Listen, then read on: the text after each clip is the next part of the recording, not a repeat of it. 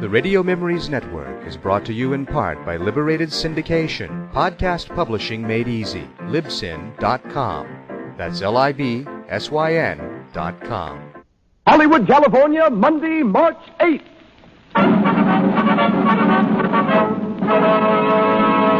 The Lux Radio Theater presents Grace Moore and Cary Grant in Madame Butterfly with Pedro de Cordova and Merrick Windheim.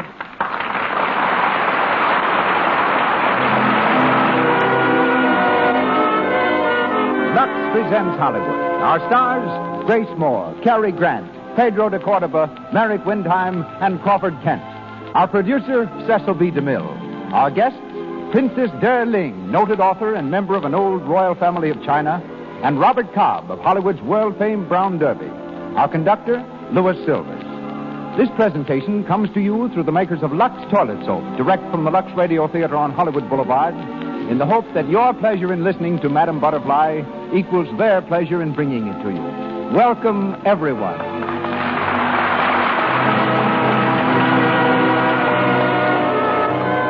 Have you ever wondered, as you take a cake of Lux Toilet Soap from its wrapper, how can they sell a soap like this for so little? Well, it's true that Lux Toilet Soap is an amazing value. Will you check off some facts with me? It is made just as the costliest French soaps are made, and of the very finest ingredients. It is mild, pure, snow white. It is delicately fragrant with an exclusive, expensive perfume. It has the special advantage of active lather that prevents choked pores, guards against cosmetic skin. It is only possible to sell a beauty soap like this at a modest price because so many of you, literally millions of you, use it and keep on using it. And surely it is significant that 9 out of 10 lovely screen stars who can afford to pay any price use inexpensive Lux Toilet Soap to guard their million-dollar complexions. And now, our producer, ladies and gentlemen, Mr. Cecil B. DeMille.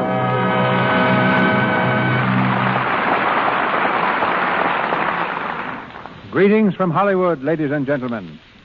With the vigilance of an eagle guarding its young, the late David Belasco cherished his reputation as a producer of nothing but successful plays. Yet the time came when Mr. Belasco sponsored a production that the public did not like. It was called Naughty Anthony, and failed despite the talents of Blanche Bates and Frank Worthing. Mr. Belasco was equal to the occasion. He wrote a one-act play from a story by John Luther Long called Madame Butterfly, presenting it as an extra offering immediately after the last act of Naughty Anthony. With Blanche Bates as Butterfly, the play was a sensation. Yet at 8:30, the theater was consistently empty. It wasn't until after 10 o'clock each night that the ermined elegance of New York society stepped from their carriages and crowded the theater. One of the 10 o'clock scholars was an Italian composer named Giacomo Antonio Domenico Michele Secondo Maria Puccini. He saw the play, conferred with Belasco, and wrote his immortal opera, Madame Butterfly. In our story tonight, we borrow from both play and opera. Since the opening of Columbia's new film, When You're in Love, Hollywood is hailing Grace Moore and Cary Grant as the most important team of the new year. Miss Moore has reached the fame in grand opera, motion pictures, radio, and on the concert stage that comes only to the truly great. In her first starring picture, One Night of Love, she sang the arias from Madame Butterfly, thereby introducing grand opera to talking pictures. We welcome her tonight as the little geisha girl, Cho-Cho-San. Our Lieutenant Pinkerton is Cary Grant. Born in England, Cary ran away from school when 13 to become an acrobat.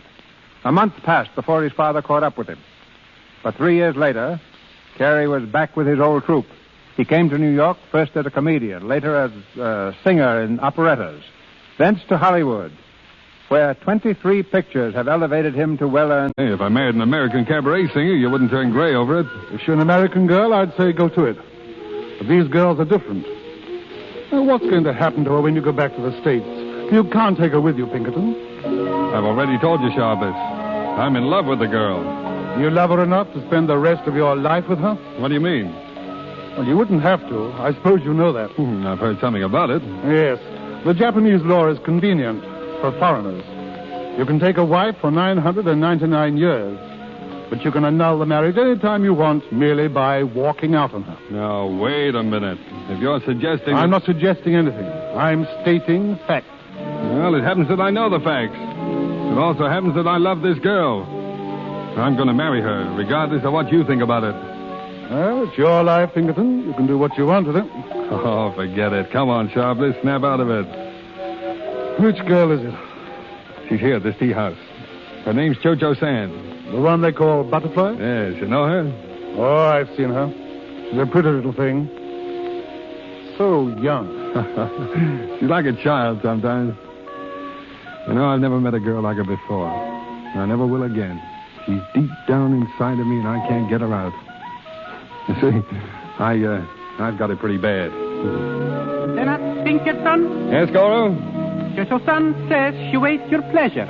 Where do Lieutenant wish to sit with Cho-Cho-san? Oh, in the outer garden by the fountain. Tell her I'll see her there in a few minutes. Cho-Cho-san, be there. Thanks. You'll excuse me, Sharpless?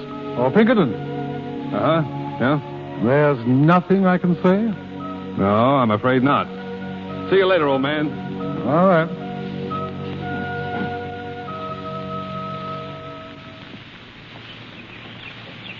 Butterfly. Oh, Lieutenant B.F.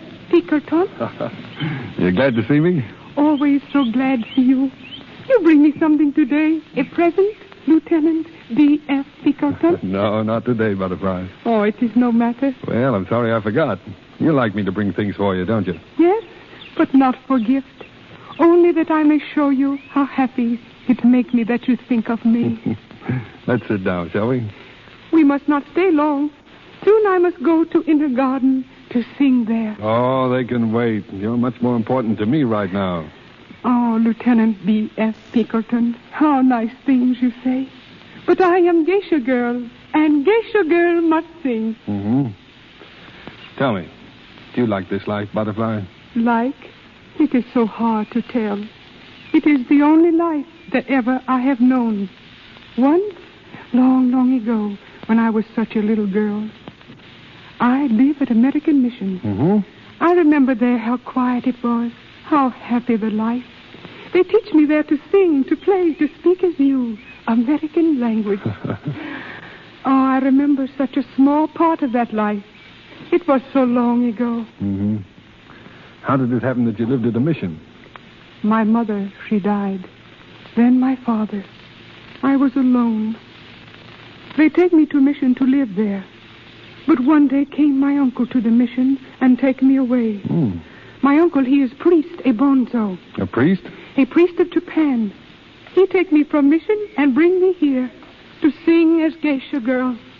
You mean he sold you? He is a priest and very old. His wish must be done. Butterfly, look at me. What would your uncle do if you left this place? Leave the tea house? Oh, that cannot be. A geisha girl must stay until some rich merchant buy her for his wife. Mm-hmm. And there are no rich merchants? None that I like. They are not kind in their hearts like you, Lieutenant B.F. Pinkerton. Butterfly, I did bring something for you today. You bring a present? Yeah. Here you are. See? Oh, a ring. But this is not for me. Why not? It is too beautiful, too precious. Those jewels. Oh, it cannot be for me. Darling, listen. In America, when a girl puts this ring on her finger, it means she'll marry the man who gave it to her. But I am not American girl. I know, but I love you, Butterfly. I've loved you since the first day I saw you in this garden. You want to marry me, Cho-Cho-san? Is it so surprising? Oh, one night I have a dream. A man in the white of an officer come to me in a garden where the cherry blossoms fall. He leans so close to me until my eyes can see but him, until he is the whole world to my eyes. And then he whispered to me, telling me of his love. Now, that dream is here, but it frightens me, for fear it may still be a dream.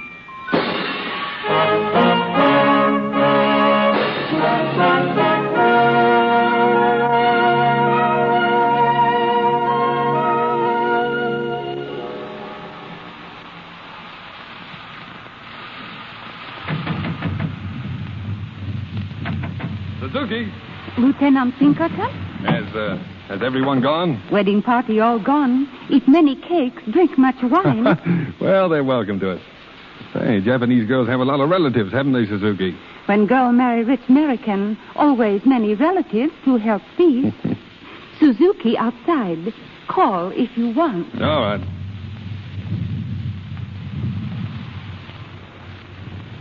Lieutenant B.F. Pinkerton? Come in, Butterfly. They have gone. Every single one. I have think they stay forever. Why, were you so anxious to be alone? I am your wife now. Come here, Butterfly. Let me look at you. Has anyone ever told you you were very, very pretty? Some. Before this, I have never believed it. But now I am happy to be pretty. For you. Oh, and you are, darling. You know what I do yesterday, my husband? I go to Christian Mission House. Mm-hmm. For what? I have taken a new religion. What do you mean? Your religion. You shouldn't have done that, dear. You were not angry. Oh, you shouldn't have done it. It is my love that make me. In so many ways must I be worthy of you. Yes, I know, Butterfly, but your family, if they knew about it, your friends... They would hate me. I do not care. For you, I can forget my race, my people. If only you tell me that you love me. Madame Butterfly? Yes, Suzuki? We have forgot your bundle from the tea house. Where shall I put it? Oh, here, Suzuki. I will open it. Suzuki, you have clothes screens? In every room. It rained very hard, Madame Butterfly. Oh, it is no matter. We are dry and warm in our new house. It is not good that it rain on the day of a marriage. It is not good. Well, there's a cheerful soul for you. What have you got in that bundle, Butterfly? You wish, see? Some few things I have for many years. See? What's that thing there? Looks like a small sword. That I hold most sacred. It was my father's. It is written here something, here on the sword. Yeah. To die with honor when one can no longer live with honor. What does that mean? My father was a soldier. He was defeated in a great battle. This sword was sent to him from the Mikado. And your father? He was obedient. You mean he killed himself? To die with honor when one can no longer live with honor. It is the unwritten law of Japan. Well, who the deuce is that? Some of our guests returned. Surely not at this hour.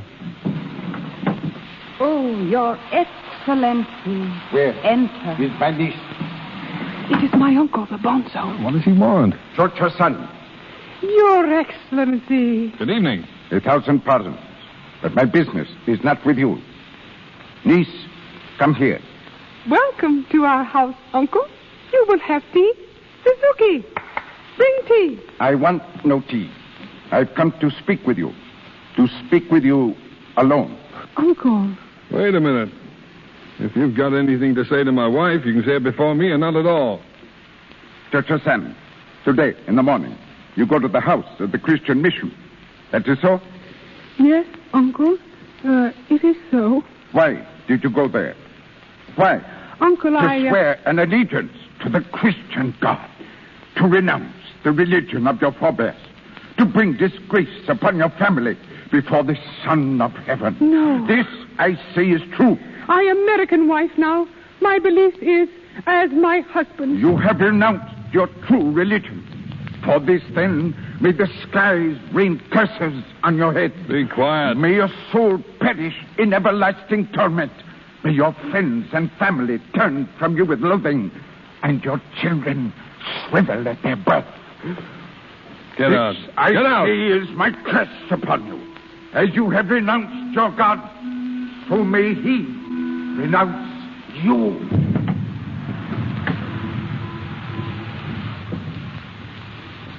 Butterfly. Butterfly. You hear what he say? Yes, dear. Try not to think about it. Come here, darling. Hold me close, please. So very close, Lieutenant B.F. Pinkerton. I am afraid.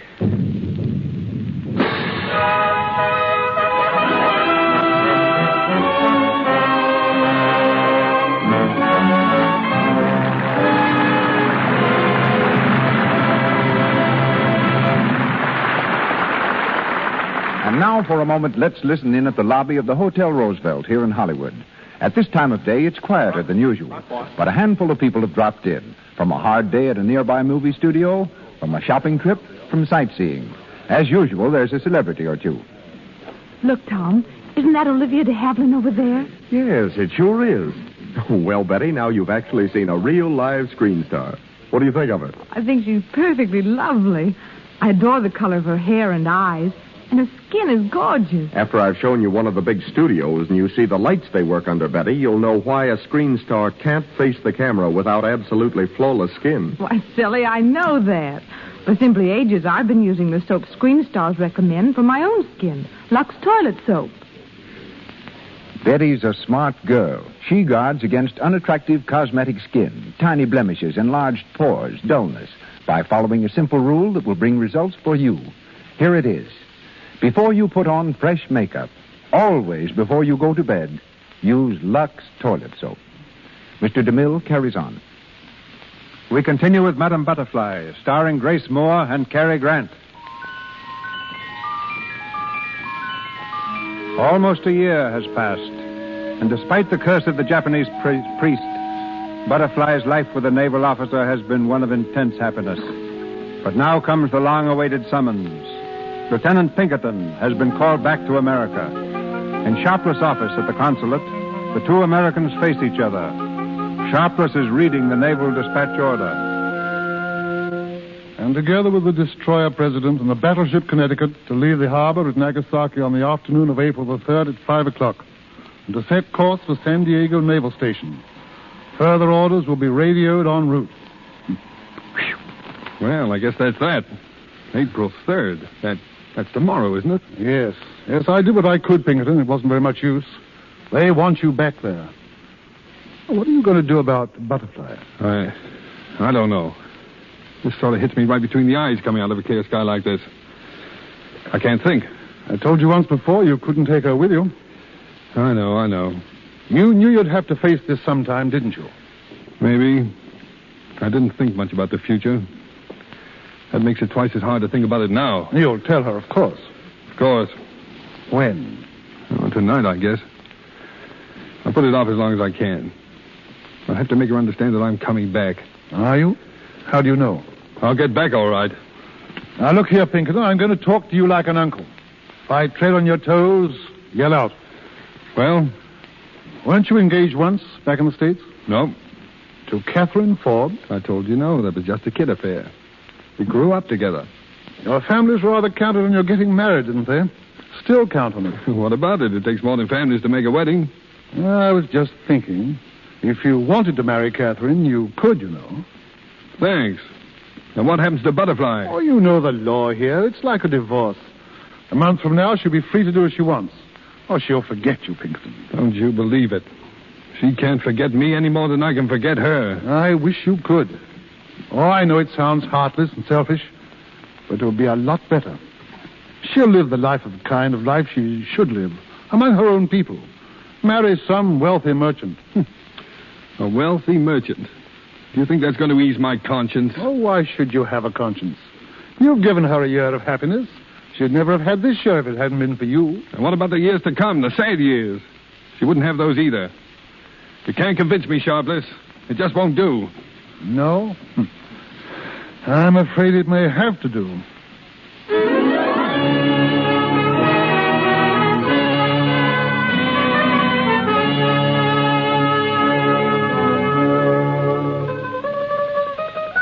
Butterfly. Oh, I did not hear you come. Go on with your playing, Butterfly. I play only when you are not here to pass away the hours. Now you have come back. I am happy again. You're always happy, aren't you? Always when you are near me. Butterfly, come here. How would you feel if I had to go away? I should be sad. Yes, but if it weren't for long, just a little while. I should be sad, but happy. The hours would seem as days, and the days as years. But never would I tire of waiting. You make it very difficult, dear. I don't know what you mean. Well, you see, I do have to go away. Oh, no. Yes, Butterfly. They called me back to America. The order came today. When must you leave? Tomorrow, dear. We sail at sunset. Tomorrow. At sunset. Yes, dear. Oh, tomorrow. It is so short a time.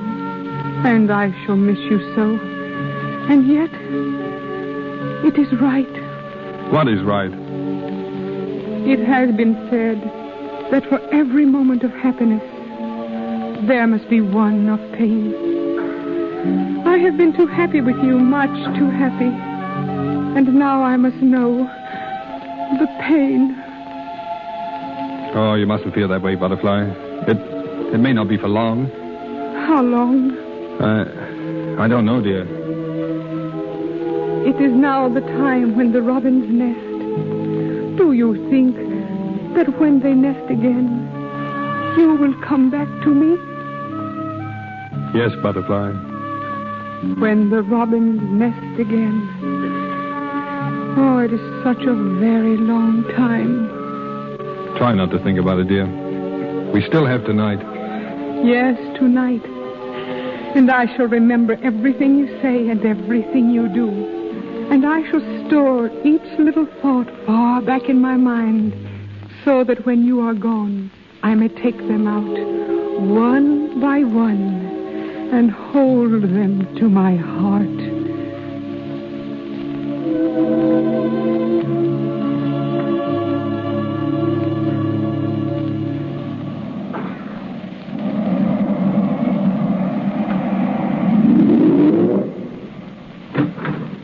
Lieutenant Pinkerton reporting, sir. Oh, come in, Lieutenant. Sit down. Thank you, sir. Just received an order from the base, Lieutenant. I don't imagine it'll be much of a surprise to you, though. Order, sir? They're putting you ashore for a while, Lieutenant. Ashore? Yes, at San Diego. They report to Commander Wilson there. He'll instruct you in your new duties. But I don't understand, sir. You mean I'm not to be with the fleet any longer? Not for a while. Didn't Sharpless tell you? Sharpless? No, sir. Well, you'll assist at the training base. They need a good man, Lieutenant. I recommended you for the post some time ago. Oh. So that's what Sharpless meant. How long am I to stay there, sir? A year or two. Possibly 3. 3 years? I can't do it. What's that? I can't. This is not a request, Lieutenant. It's an order. I know, sir, but I'd rather resign. You can't resign in the face of an order, Lieutenant Pinkerton. We don't ask men what they'd like to do in the Navy. We tell them to do it. Anything else? No, sir. Nothing, sir.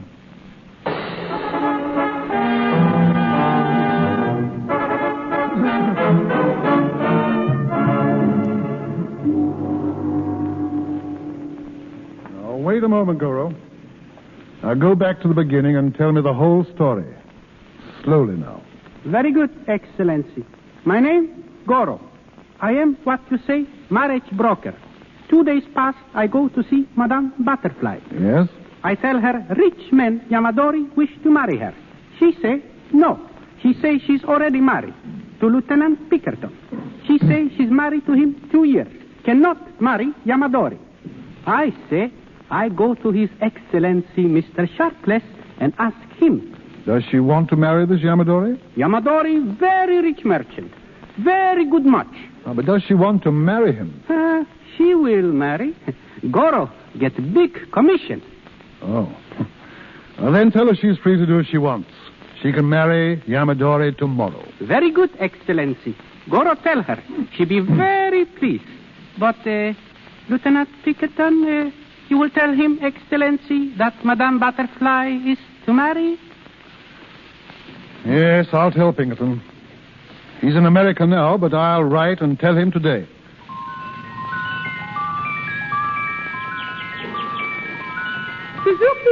Suzuki! You call Madame Butterfly? Look, Suzuki, up there in the garden. You see that bird? I see. You know what this is, Suzuki? It is robin. Yesterday I see one. Today this is the second. Oh, they have come back. They have come to nest.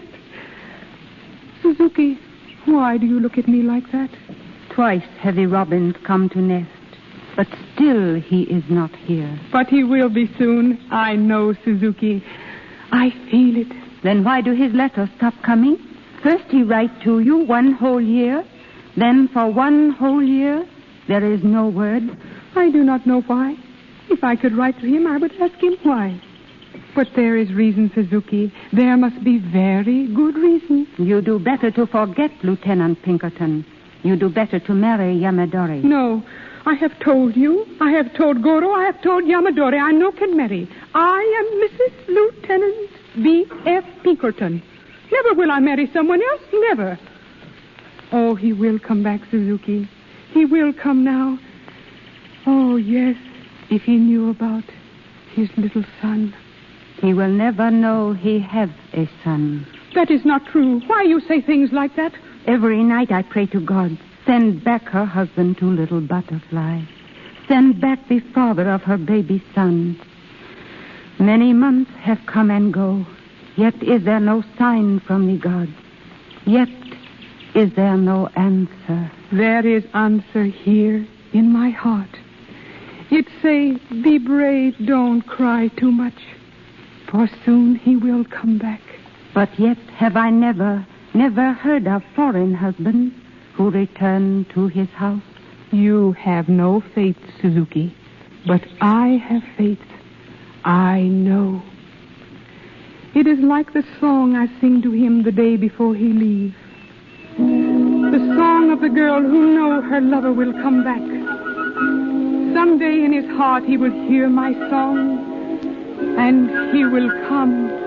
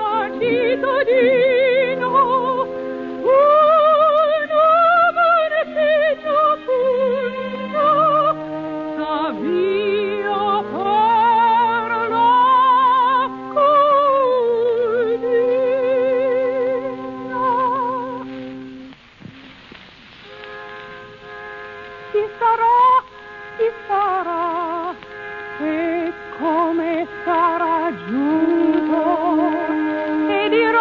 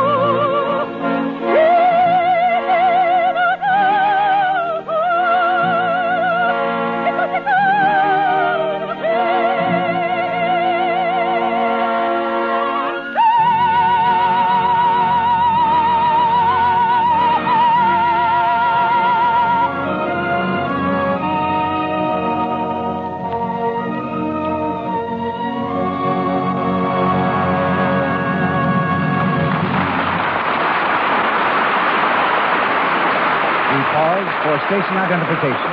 This is the Columbia Broadcasting System. This is KNX, the Columbia Station, Los Angeles.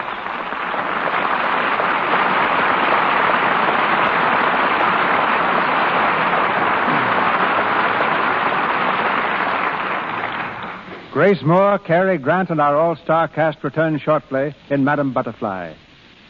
The scene of our play, Japan, was the home for several years of tonight's royal guest, the Princess De Ling, member of the imperial line of Manchus, who ruled China from the middle of the 17th century to 1912. Daughter of the late Lord Yu Keng, eminent Chinese Minister of Foreign Affairs and ambassador to many European nations, Princess De Ling, now a resident of California, is a noted lecturer and author of many books on the Orient. Ladies and gentlemen, Princess De Ling. Thank you, Mr. DeMille. Listening to tonight's play brings back memories of a childhood spent in Japan when my father was ambassador in Tokyo. It was there that my tutor taught me the same dances that Madame Butterfly would dance as a geisha girl. There also did I learn the Japanese art of arranging flowers. Each year, blossoms become an occasion for imperial festivities in Tokyo. My meeting with the Emperor and Empress of Japan, parents of the present ruler, took place at the Cherry Blossom Garden Party. I was greatly impressed by the loveliness of the Japanese women. What beauty care they used, I frankly cannot recall. But I do remember well that the Empress Dowager of China, the last of the Manchu rulers, was exceedingly particular about her personal appearance. Are you going to tell us that Lux soap penetrated even to the Forbidden City in Peking? No. The Empress lived in the days before Lux toilet soap. But I use Lux toilet soap, Mr. DeMille, and I am convinced there is nothing better. I was about to enroll in Vassar College when the Empress summoned me to the palace as lady-in-waiting. What are the duties of a lady-in-waiting? I had charge of her jewel room. Her blue diamond crown, her pearl cape made of 3,500 pearls as large as canary eggs, were almost as nothing in that room of fabulous wealth. But the real task of a lady-in-waiting was to entertain Her Majesty. And what gave her the most pleasure? Reading, particularly The Taming of the Shrew and Romeo and Juliet were great favorites. There were those who say the old Empress had no heart. But when I finished Romeo and Juliet, she looked at me for a moment and quietly said, "It is quite true. Without love, there is no reason for life." With the Empress, the sun set on another line of royalty. Since those days, I have lived throughout the world, and I assure you all, there is no other country where being alive can mean so much as in my adopted land, the United States of America. Thank you. Thank you, Princess De Ling. Once more, Madame Butterfly, starring Grace Moore and Cary Grant. Another year has gone by, but Butterfly's faith is still unshaken. With the passing of each day, she's happier, secure in her belief that every hour brings her husband closer. Meanwhile, on the other side of the world, the American naval officer has been trying to forget his Japanese wife, thinking that she's married the wealthy merchant. He's received new sailing orders, a trip to the Orient, to Nagasaki. It's the night before his departure. An officer's dance is in progress on board his ship. Pinkerton stands at the rail, gazing thoughtfully across the bay.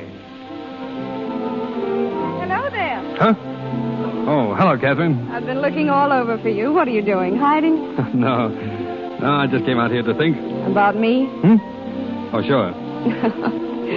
Oh, look out there. It's beautiful, isn't it?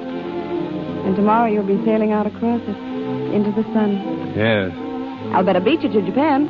You probably will. We'll be stalling around out there for a week or so, battle maneuvers. Oh, I'm so glad I'm going. I had an awful time talking Dad into it. He kept yelling that he couldn't get away. Did you get your tickets? Uh-huh. We're sailing day after tomorrow on the Empress.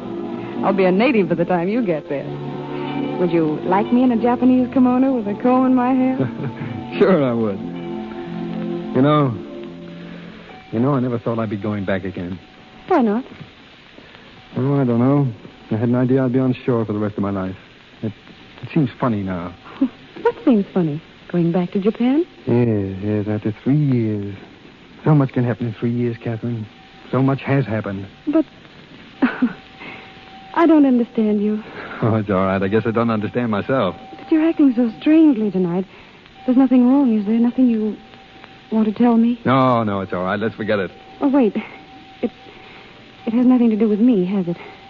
The way you feel about me. What makes you ask that? Oh, I don't know. It's just a feeling I have sometimes. You've known me for so long, and sometimes when you hold me in your arms, there's such a strange look in your eyes. As if you hardly knew I was there. As if you were thinking of someone else. Catherine, That isn't true, is it? You do love me. Really love me. Of course, Catherine. Oh, and I love you so much. Let's be married in Japan, shall we?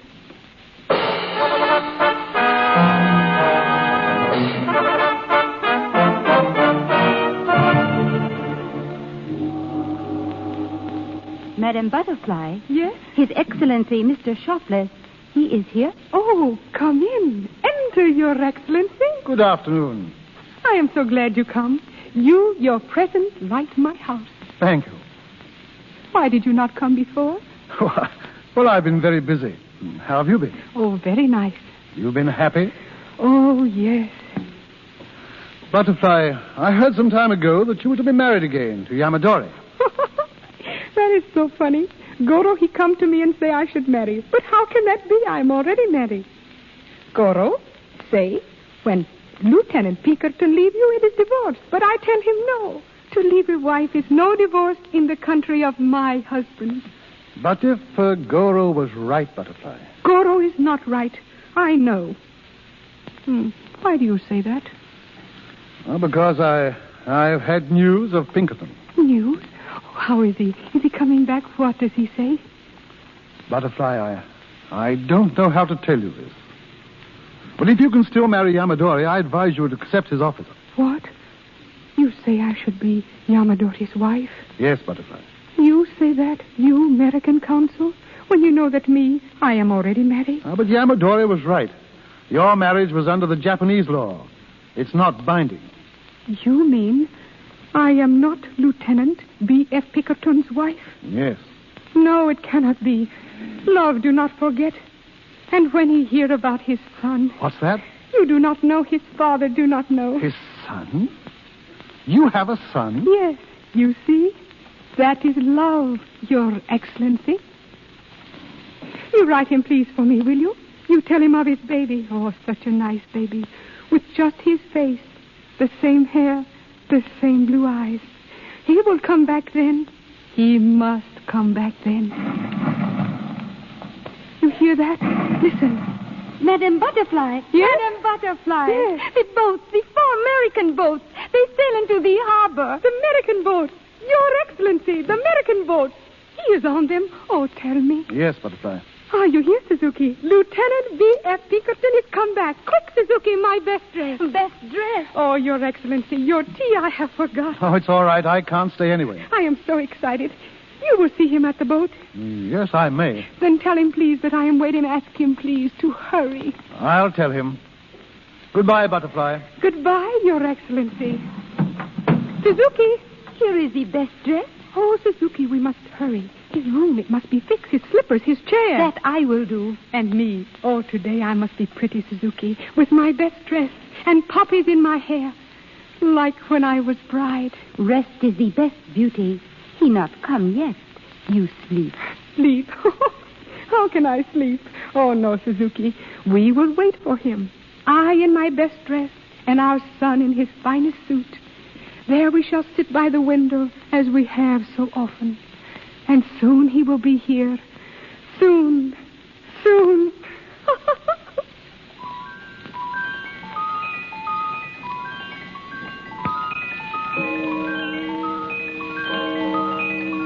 Madam Butterfly, you are asleep? Shh. You must not wake the baby. All day have you been sitting by the window, and still he is not here. It is very late. He will come. It must be that he cannot go from the boat. Sailors have rules, Suzuki. Even a wife counts nothing. You must not cry, my son. Soon your father will be coming. It is not good that he should see you crying. Go to sleep. Go to sleep, my son.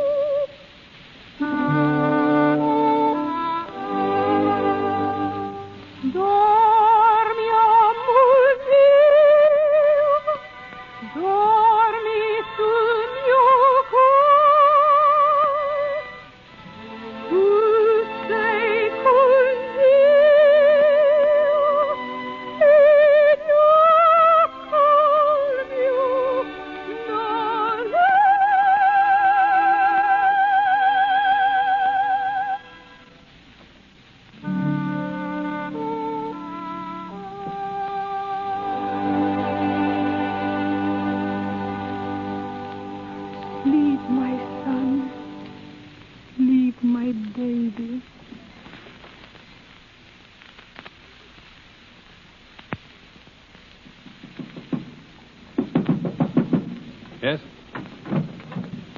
Oh, come in, Sharpless. I wasn't sure you'd be up yet, Pinkerton. It's very early. I haven't been to bed. What were you doing? Walking the floor, thinking over what you told me, trying to figure things out. You didn't go to see Butterfly? Oh, how could I? Catherine is here. She's traveled 5,000 miles to be near me. I couldn't just walk out on her. I'm sorry, man. If I hadn't been such a fool, but Goro told me she was going to be married. Oh, I don't blame you, Sharpless. I blame myself for believing your letter. I blame myself for thinking for 1 minute that she could have married again. And all this time she's been waiting for me, sitting up there in that house. What are you going to do? Catherine will have to know about it sometime. She knows about it now. Well, you told her? Last night. It was the least I could do. I told her everything, the whole story. What did she say? What could she say? She looked at me as if I'd hit her. I couldn't face her after that. I came back here. It's toughest on her, I think. We were to be married here, you know. Yeah, I know. Well, perhaps I shouldn't have said anything, Pinkerton. Or it might have worked out some way. No, they don't work themselves out, these things. You've got to face them from the start. But how are you going to face it? The only way possible. I love Butterfly. I've never stopped loving her. I'm going back to her.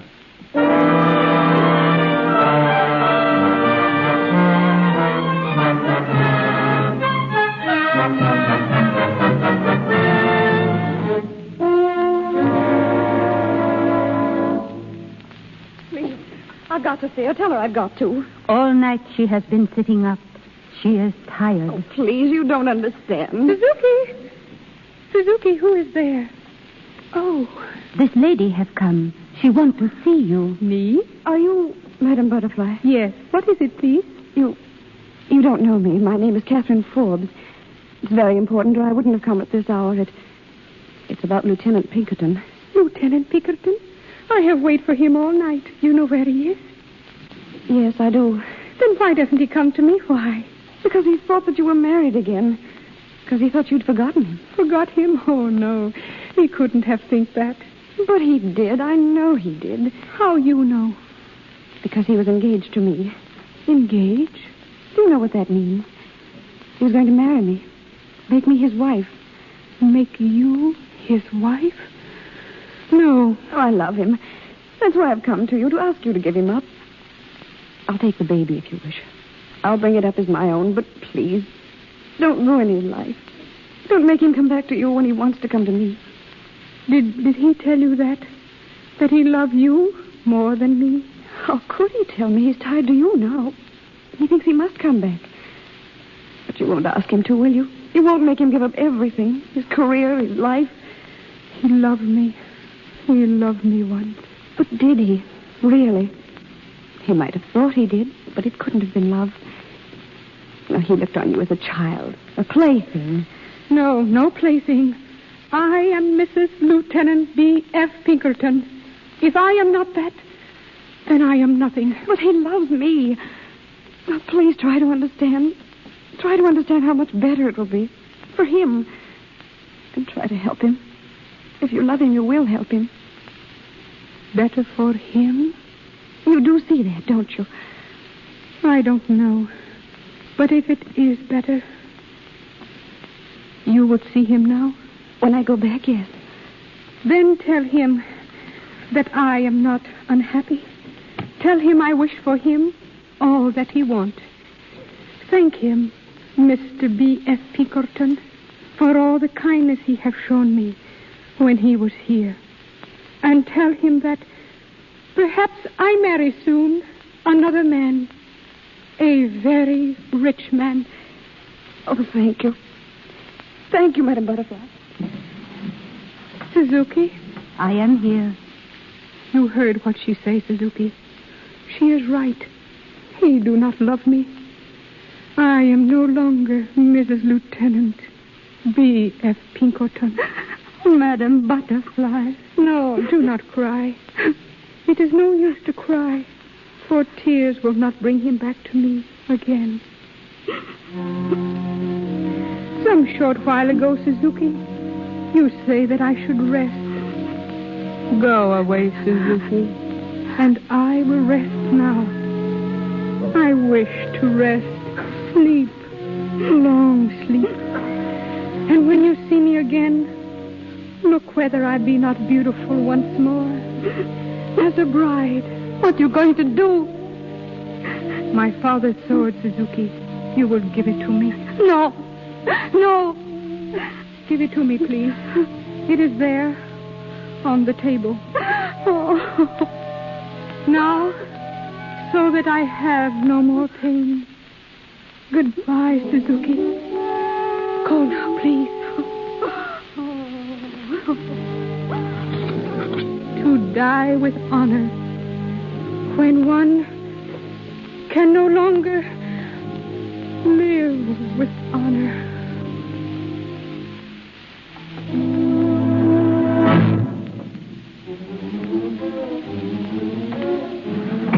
Butterfly! Butterfly! Where are you? Butterfly! What have you done? Butterfly, look at me. I'll come back to you, dear. It is too late, my darling. Go back to her. She loves you. Oh, darling, why did you do it? Why, Butterfly, why?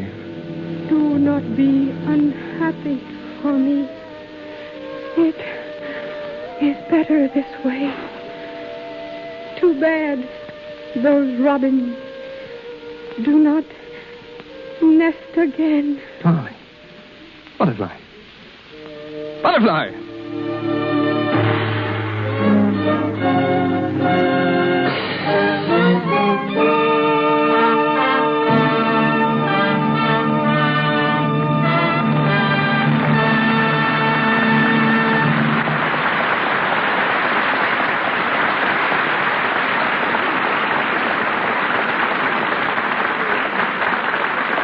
Our play is done.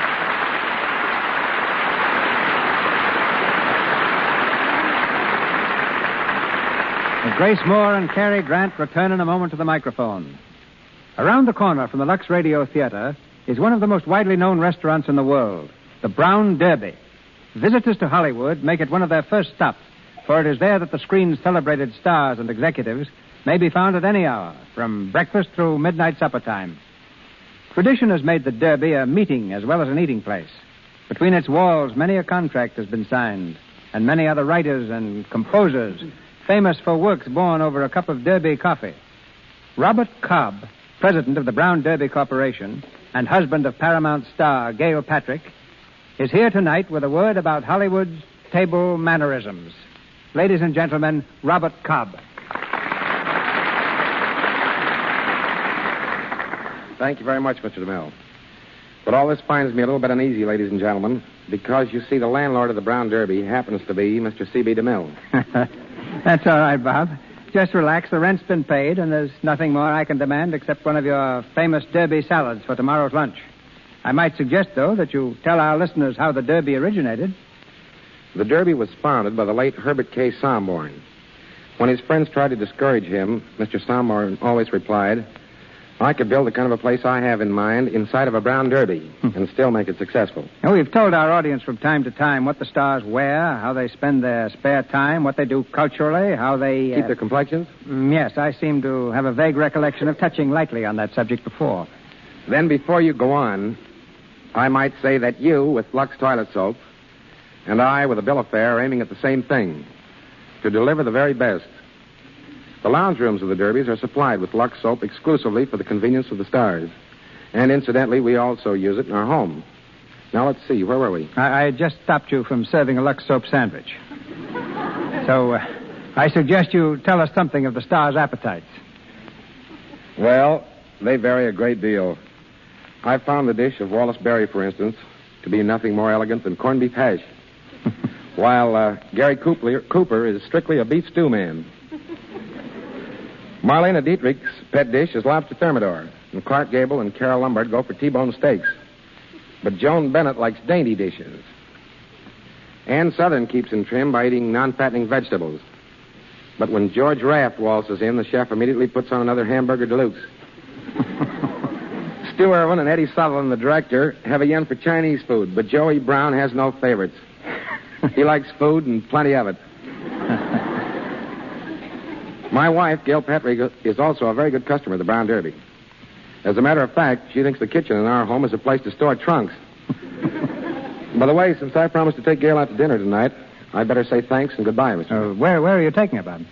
Oh, we thought we might try something different for a change. Probably go to the Derby. I hope you've made a reservation.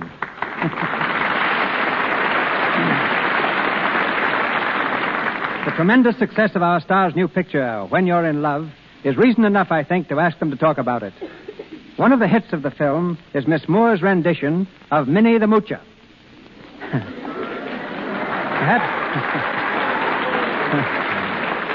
Perhaps she'll tell us what it's like for an opera star to go Harlem.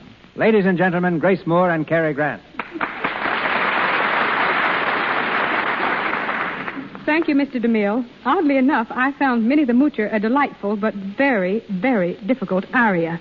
I must confess that when it came time for me to sing it, I suffered the first attack I've ever had of real stage fright. Mm-hmm. When I was finished, I was certainly ready for the showers. Oh, yeah, we had them too, Mr. DeMille. For 3 solid days, we were drenched to the skin making that rain scene in the woods. And neither Grace's double nor mine, Mel Merrihew, got a drop on them. We really got it all. That was the longest shower bath I've ever taken. The only thing lacking was a cake of Lux toilet soap. Soap. Whose praises, Mr. DeMille, I'm always glad to sing. Now, that's praise on a high scale, Last spring on my Scandinavian tour, I found Lux soap wherever I went. There was even a big poster with my picture advertising it in every hotel lobby in the towns I sang in. But in spite of the rain in our picture, we had a splendid time, thanks to another great director, Robert Riskin. Check. Grace, like Mr. Riskin, is becoming quite a writer. In between scenes, he'd go to her dressing room and edit her new book. That's news. What's it about? The Romance of Food. It's a book of recipes. It tells all about the delicious foods I've discovered all over this country and Europe, and I think I'll go to the Derby tonight for dinner. There's only one thing more, Miss Moore, to make it a perfect evening for us, and that's another song from you.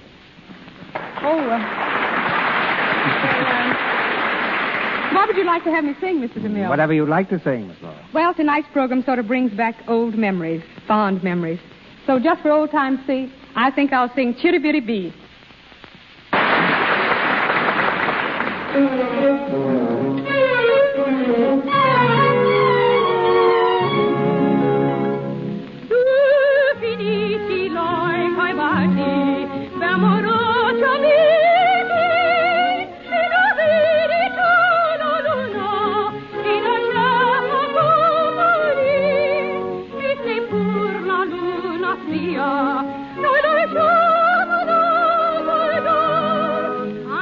Polly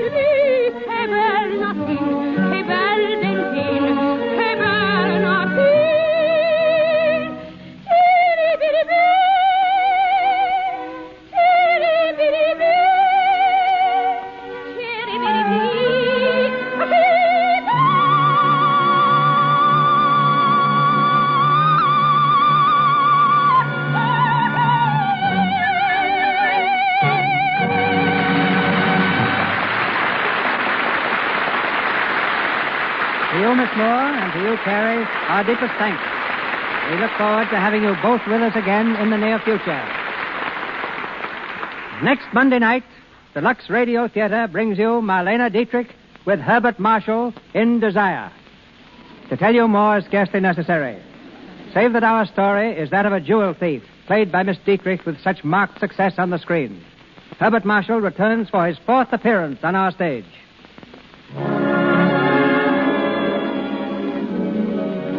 Our sponsors, the makers of Lux Toilet Soap, join me in inviting you to be with us again next Monday night when the Lux Radio Theater presents Marlene Dietrich with Herbert Marshall in Desire. This is Cecil B. DeMille saying good night to you from Hollywood. Your announcer has been Melville Ruiz. This is the Columbia Broadcasting System.